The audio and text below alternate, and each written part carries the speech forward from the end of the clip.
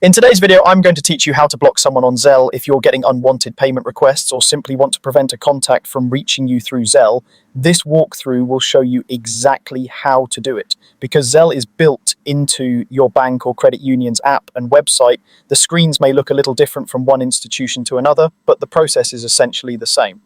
I'll explain what to tap, what to look for, and a few tips to make sure the block actually sticks. Start by opening your bank's mobile app or signing in on the bank's website that's linked to Zelle. Make sure you're on a secure connection and that your app is up to date, since newer versions often make these controls easier to find. If you manage multiple accounts, confirm you're in the profile that uses Zelle.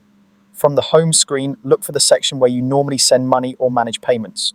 Next, navigate to Zelle settings or the Manage Recipients area. Depending on your bank, this might be labeled Zelle, Transfers, Payments, or Send Money. Inside that section, you'll usually see a list called Recipients, Contacts, or People You Pay. That's where your saved Zelle contacts live. If there's a search bar, use it to quickly locate the person you want to block by their name, phone number, or email tied to Zelle. Once you've found the contact, select their profile and look for an option like Remove, Block, or Delete. Different banks use different wording, but the idea is the same.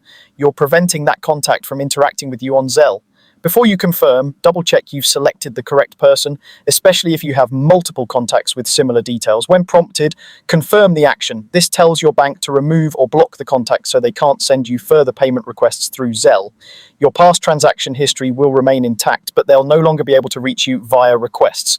If your app doesn't show a clear block option, don't worry, you can block that person's phone number or email in your device's settings to cut off future requests routed through messaging. You can also contact your bank's customer support and ask them to stop Zelle transactions or requests from that specific contact. Explain that you want them blocked or removed from your Zelle recipient list. That's it.